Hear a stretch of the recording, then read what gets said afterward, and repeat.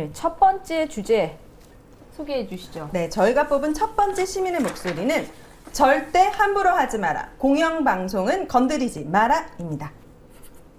네.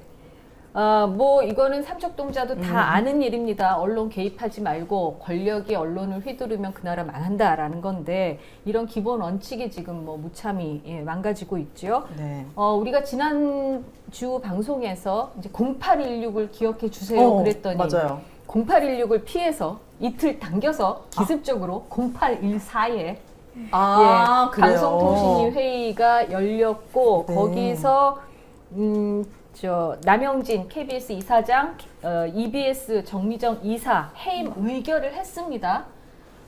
이때 그 방통위 뭐 기피 신청이라고 하는 것도 했는데 그게 기각된 거죠. 기피 신청은 어떻게 하는 거고 어떻게 기각하는 겁니까? 예, 그 말씀하신 대로요. 8월 16일 사실 오늘입니다. 네. 오늘 저희가 이제 방통위 앞에서 이제 그 대규모 맞아요. 집회를 예고를 드렸고 많은 시민분들 이제 참석 요청도 좀 드리고 했는데 이게 이제 새어 나가니까 야, 얼마나 대박이 났나 보네. 이거 다 가청 몰려갈 그러니까요. 뻔했는데. 이 방통위 전체 회의가 사실 이제 어제 8월 15일 전 월요일 14일에 8월 14일에 좀 기습적으로 열렸습니다. 네. 그리고 세계 공영방송 이사들에 대한 이제 그 인사가 좀 이루어졌죠. 특히 이제 KBS 남영진 이사장의 네. 해임 건이 이제 의결이 됐고요. 그리고 EBS 정미경 이사, 네. 정미정 이사님 저 해임도 의결이 됐고 아마 MBC도 박문진의 권태선 이사장에 대한 그 청문 그 시간이 있었습니다. 네. 하나 이게 아까 말씀하신 대로 기피 신청이라는 것들을 이제 그 KBS 남영진 이사장이 이제 기피 신청을 냈어요.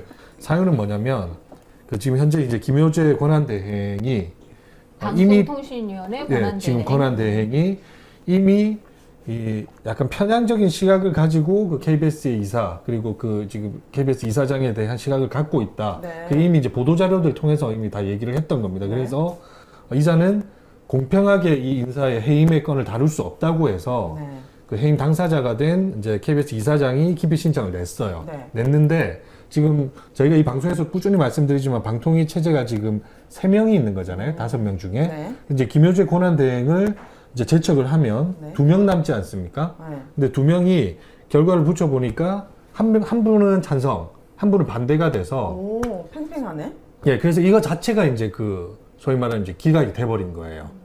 기피 신청 자체가 성립이 되지 않았던 거예요. 성립이 되지 그러니까 않으면서 3분 중에 2분이 국민의힘 측 여당 한 측 명? 추천 인사시죠. 예, 그러니까 예. 이 2분은 뭐 우리가 뭐가 불공평하다는 거야. 그냥 하면 돼. 이렇게 강행을 한 거죠. 네. 그러니까 뭐 2대1 구조에서는 뭐 근데 하거나 말아. 그러니까 기피 신청이라는 거를 2명이서 결정한다는 것 자체가 사실 좀 제도적으로 좀 맹점이 있는 거잖아요. 그렇죠. 전체적으로 어떤 구성원이 있고 이 중에 한 명 정도를 기피할지 말지를 좀 전체적으로 같이 결정해야 되는데 그중에 한 명은 기피 대상자니까 빼고 나머지 2명이서 기피 신청을 받아들일지 말지 결정한다는 것 자체가 지금 구조 자체에 좀 문제가 있는 거죠. 총 몇 명인데요? 5명이에요. 원래는 5명이서 네. 되는 지금 거예요. 두 원래 명의 위원이 5명인데 이 없는 중에 위원장을 하던 한상혁 방송통신위원장이 이제 면직이 됐고 그래서 지금 이동관 후보자가 새로 이제 들어가려고 거고. 하는 거고 한 명은 민주당 추천으로 올라온 분이 있는데 그분이 대통령이 임명을 임명을 안 하고 안 있죠. 해서 네. 지금 비어 있죠. 공석이죠. 그러니까 5명이 정원인데요. 지금 3명밖에 없어요. 근데 3명 중에 이 2분이 그런 보수 성향이시고 네. 이게 지금 뭐 KBS 수신료 문제도 오늘 좀 다루긴 할 테지만 그런 중차대한 것들 있잖아요. 미디어 산업 전반에 그리고 네. 공영방송의 정책적 결정 그리고 그 지배구조, 인사 이런 아주 중요한 문제들을 지금 이 3명 체제에서 그러니까 완전체가 아닌 상황에서 막 밀어붙이고 있는 게 문제지 않습니까? 근데 네. 그게 결국에는 8월 14일 날 공영방송 3개사에 그 이사진들 갈아치우는 데까지 지금 왔다는 게 가장 큰 문제가 의결이 있는 거죠. 됐다는 거는 해임이 됐다는 거예요? 해임이 됐습니다. 네, 그리고 대통령이 아마 KBS 재가를 같은 했습니다. 경우에는 네. 방통위에서 결정을 하면 대통령이 마지막으로 결정을 하게 돼 있는데 당일로 대통령이 재가를 했죠. 이런 건 이럴 땐 엄청 빠른데? 아주 빠르십니다. 이런 거 엄청 빠르시네. 근데 이제 네. 이런 것들이 쌓이고 쌓여서 아마 그 당사자들 네. 아마 법적인 그 대응을 또 하실 거예요. 근데 일을. 그걸 하면서 왜냐면 이 절차적으로도 내가 받아들이기 너무 힘든 부당한데, 부분이고, 이거는. 그럼요. 근데 어쨌든 지금 이 상태로 MBC 이사장과 이사에 대한 해임도 네. 이런 방식으로 계속 진행할 거라고 그렇게 예상하고 있죠. 21일입니까 다음 달? 아직 뭐 공표된 건 아닌데 저희가 확인한 바로는 한 21일 정도에 열릴 것으로 일단 예상이 되고요. 그래서 네. 그날 21일 날 전체 회의 열리면 거기서 이제 MBC 권태선 박문지 이사장에 대한 이제 해임 결정이 이뤄질 거고, 네. 그 자리에서 아마 KBS의 후임 이사장에 대한 뭐 추천 과정 이런 것까지 좀 같이 진행되지 않을까. 그러니까 전반적으로 엄청나게 속도를 빨리 하는 빠르네요. 거고, 네. 그러니까 모든 언론이 8월 16일 당일날 공영방송의 공영방송 세 곳의 이사를 동시에 해임해 이렇게 이제 보도들이 대대적으로 나가니까 이걸 약간 분리해서 14일날 KBS 이사장과 나눠서. EBS 이사 해임시키고 KEM 박문지 따로. 이사장은 한 주 뒤로 해서 21일 날 지금 해임하려고 하고 있는 상태예요. 그 전에 이동관 청문회가 예정돼 있어요. 18일로 아. 지금 예정하는데 이거는 뭐 날짜에 변화가 없겠죠. 네, 그 열릴 걸로 보여요. 그러니까 이 모든 것들이 이동관 씨를 오게 하기 위해서 이렇게 쫙 카페트 깔아주는 거잖아요. 레드 그렇죠. 카페트. 오기 전에 미리 정지 작업을 쫙 하고 있는 상황인데 네. 이번에 이동관 청문회 앞두고 계속해서 이런저런 의혹과 관련된 얘기들이 더 불거지고 있습니다. 청문회 때 꼭 빠뜨리지 않고 따져야 될 사안이 어떤 겁니까? 뭐 저번 방송에서도 계속 말씀드렸고 저 오늘 사실 뭐 기자협회보에도 그런 비슷한 내용을 기고를 했었는데, 네. 그러니까 일단 이동관 후보자는 윤석열 검찰의 보고서, 그러니까 2017년 11월에 그 서울중앙지검 장이 윤석열 대통령이었을 당시 그 서울중앙지검의 국정원 수사팀이 네. 지난 2010년에 MBC 장악 문건, 국정원이 작성한 문건을 대통령실 청와대 홍보수석실이 작성을 지시했고 실제 시행이 됐고, 이것은 결국 방송 장악하기 위한 계획이었던 것으로 판단된다라고 수사팀 보고서에 나와 있어요. 네. 근데 이걸 자꾸 이동관 수석이 마치 아무 일 없었다는 듯이 자기는 처벌받은 적이 없기 때문에 피해가고 있는데, 이 내용 하나하나가 사실 엄청난 내용들이거든요. 이것에 대해서 분명히 따져 묻고 본인이 명확하게 답을 해야 된다. 그러니까 청문회이기 그 때문에 사실 보고서와 관련해서 국정원 보고서와 관련해서 이동관 후보 측에서는 그런 문건 작성을 지시한 적도 없고 보고한 적도 없고 본 적도 없다라고 계속 강력하게 부인하고 있습니다. 그러니까 어쨌든 이 문건이 굉장히 이 큰 뇌관인 것 같기는 해요. 이거에 대해서 이렇게 강력하게 오리발을 내미는 걸 보면 네. 이게 한두 개 문건이면은 뭐 그냥 대변인실에 그 홍보수석실에 뭐 밑에 사람이 나 모르게 했다라고 주장할 수 있을 텐데, 국정원에 관련 문건이 한두 개가 아니에요. 아, 근데 그런 문건들이 보면 이게 완전 고구마 줄기. 네. 그냥 이게 잡아 당기면 당길수록 계속 끝도 없이 나와요? 끝도 없이 나오고 있고. 그럼 우리가 쉽게 알 수 있는 거 대략 어떤 문건에 뭐가 있었고 그게 실제로 이루어졌고 그게 좀 충격적인 게 뭐가 있었습니까? 그게 저번 방송에서 말씀드렸던 MBC 정상화 전략 및 대응 방안이라는 문건이 있는데, 문건에서. 거기에 보면 이제 국정원 직원들이 이걸 대외비로 해갖고 본인들이 이제 홍보수석실의 요청을 받아서 작성했다라고 얘기를 다 네. 검찰에서 진술했어요. 거기에 보면 1단계로 인적 쇄신, 그다음에 프로그램 퇴출, 2단계로 노조 무력화, 3단계로 MBC 민영화, 이런 구체적인 전략들이 나와 있고 인사들의 리스트를 만들어서 이 인사들은 부적격 인사다라는 리스트들까지 다 국정원이 조사해서 그래요? 만들어놨어요. 실제 그대로 대부분 다 시행이 됐고요. 그런 것들이 뭐 MBC뿐만 아니라 KBS, 뭐 YTN, 뭐 각 방송사별로 그런 계획들이 실제 이루어졌고 집행된 것들이 있거든요. 그러면 거기에 소속된 언론인들이 인터뷰를 통해서 밝혀내면 되잖아요. 그때 이런 문건이 왔고 사실 이래서 이렇게 출연자를 정지시킬 수밖에 없었고 프로그램이 사라졌다. 라고 인터뷰가 있을 수 있죠. 인터뷰인데 실제 지금은 그 문건을 작성했던 국정원 직원들이 진술을 한 거예요. 이건 홍보수석실에서 요청받았고 이건 이동관 홍보수석의 지시로 자기들은 판단을 했다. 했던 거고, 네. 그래서 이동관 당시 수석이 김재철 그때 당시 MBC 사장한테 이 문건을 전달한 것으로 알고 있다라고 얘기들을 하고, 네. 그래서 이게 족보대로 시행되는구나라고 판단했다라고 얘기하거든요. 네. 이런 것들을 다 무슨 없었던 일처럼 그냥 눈치고 넘어갈 수 있는 상황이 아니죠. 그때 뭐 이렇게 압박받았던 언론인들 인터뷰 문제가 아니라 네. 관련된 영화까지 있어요. 영화? 영화요? 뭐요? 뉴스타파에서 공범자들이라고 KBS, MBC 중심으로 공영방송이 어떻게 장악됐고 권력이 어떻게 작동했는지 일일이 다 고발하고 인터뷰한 영화까지 만들어졌습니다. 아, 국정원 공범자들. 문건만 네. 있는 게 아니에요. 그리고 그때 유튜브로 실제 보실 수 지시를 있습니다. 국정원의 지시를 받았던 MBC 내부의 사람들, KBS의 내부의 사람들은 네. 같이 이제 처벌이나 이런 과정이 있었기 때문에 그 진실을 같이 숨기고 있는 거죠. 그러니까 사실 피해자들이 부역했던 있는데 자들이잖아요. 그런 내통했다는 자들은 그 당시에 정권에 부역했던 언론인들이죠. 그러니까 네, 뭐 얘기를 그 자들이 뭐 진짜 이렇게 반성을 해서 진짜 뭐 폭로를 하거나 하지 않는 이상은 뭐 그런 인터뷰가 좀 나오기 힘들긴 한데 이미 그런 것들은 문서와 작성자들이 이미 다 그건 진술을 하고 있는 것이고. 그 MBC, KBS에서 사람들이 가장 많이 보는 시간대에 이 공범자들을 한번 상영을 하는 거예요.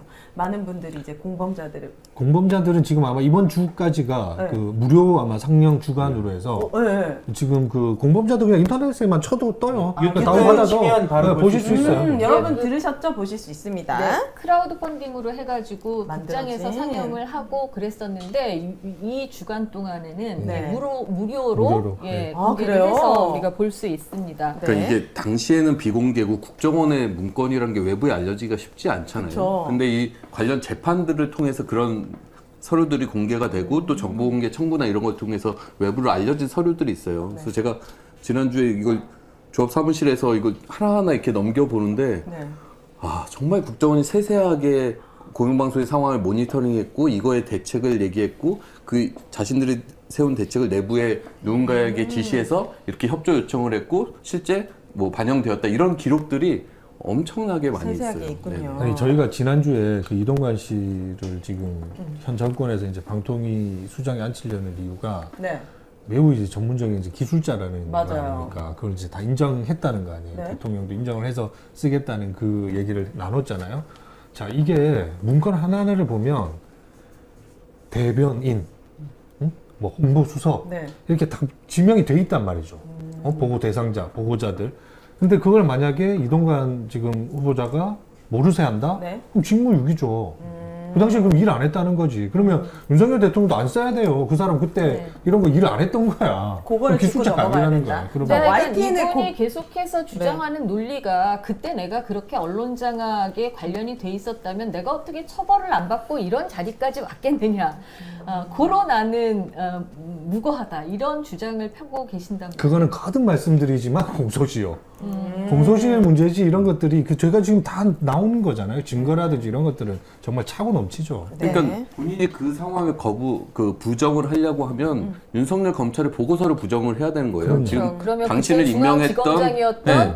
현재 대통령이 뭔가 잘못하신 그렇죠. 거예요. 윤석열 검찰에서 나온 보고서 내용에 이동관 홍보수석이 방송장악의 배우로 지목을 해놨는데 본인은 그런 거 본 적도 없고 시킨 적도 없다 하면 네. 그때 당시 검찰이 허위 사실을 수사한 거고 네. 그걸 보고서 형태로 해서 만들었던 거예요. 네. 그럼 거기를 고소하고 처벌을 해야죠. 그렇죠. 네. 알겠습니다. 그 자, 이동관 관련해서 특히 지금 미운털 박힌 데가 YTN입니다. 네. 오늘 3억 원 손배소 소송도 받으셨는데 그 방송 사고 관련해서 이게 뭐 고의다 이렇게 주장을 하고 있잖아요. 네. 그 방송 사고 있었던 바로 다음 날 입장문을 내서 이 YTN은 후보자 자녀의 학폭 의혹과 관련해서 따옴표 불순한 의도를 가진 의혹 제기자와 인터뷰를 했다.